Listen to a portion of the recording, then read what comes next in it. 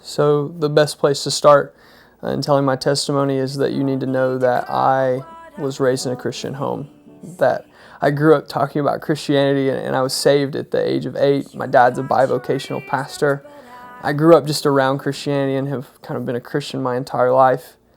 I'm incredibly thankful for that, and I think God kind of had a purpose in that because I was protected from so much and had such a better life because of it.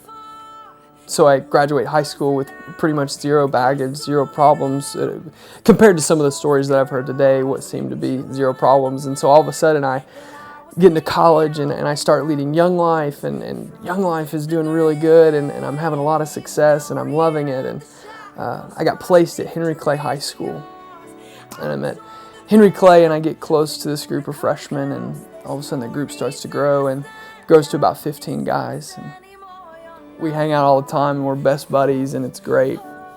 And just having kind of the best time doing ministry, getting to share the gospel all the time and meet new people. Wednesday, January 22nd, 2014, 9:30 at night, I'm laying down in bed and about to go to sleep, and all of a sudden my phone starts to ring, and it's the mom of one of my kids. Mom's crying on the other end of the phone, and I can tell that there's a problem. I'm like, what's going on, Millie? And she says, Justin, it's Tanner. There's been an accident, and he's in the hospital.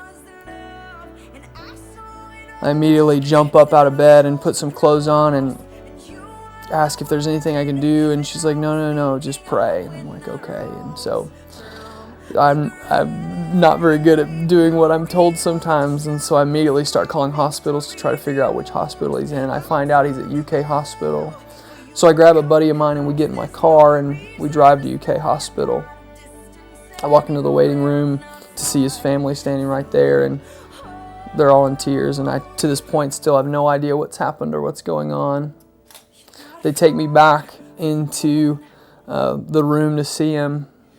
The sight that sees me, that meets me, is Tanner laying in a hospital bed on a ventilator. His head's all wrapped up and he's blue. It was a freak accident. What had happened is he was at home just eating some food and he choked. And all of a sudden he couldn't catch a breath, and thankfully the only reason he was still alive is his sister walked in and found him laying on the floor unconscious. His heart stopped beating for a minute. They were able to revive him, resuscitate him in the ambulance on the way to the hospital, but they get to the hospital and he's brain dead. The hardest part of all of this was I leave the room where he's in and I go into the bathroom, and up to that point I was all cheers and all smiles, and I was just trying to be strong for everybody. And I walk into this bathroom and all of a sudden I hit the floor.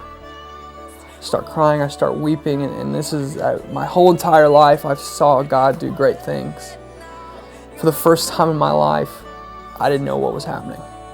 I had no answer, no Bible, nothing to describe what was going on.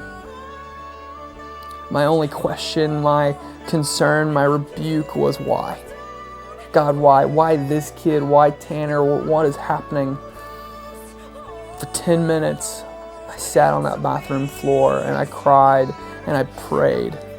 Why? For 10 minutes. I got up still, not knowing any of the answers, and I walk out of the hospital, the bathroom, and I know that the next day is going to be rough, and so I call my college classes. And for the next 4 days, I had to call our whole group, the 15 of us.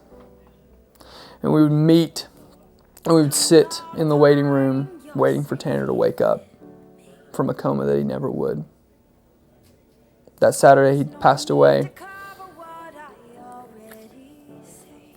There was a moment at the funeral. I spoke at the funeral, I sang at the funeral, and I was a pallbearer. And we walk and we carry the casket to the hearse, and we get in the hearse.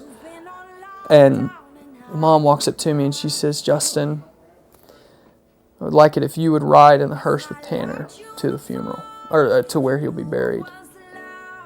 I get in the hearse, and in that moment, I realized that I knew what I was going to do for the rest of my life. I knew that I was going to be the one that gave everything away for kids. That I was going to be the one that ran after teenagers, that gave up my entire life just so they could have someone to lean on when times got hard. When God doesn't make sense, when the world doesn't make sense, someone they could turn to and can ask just that big question, why?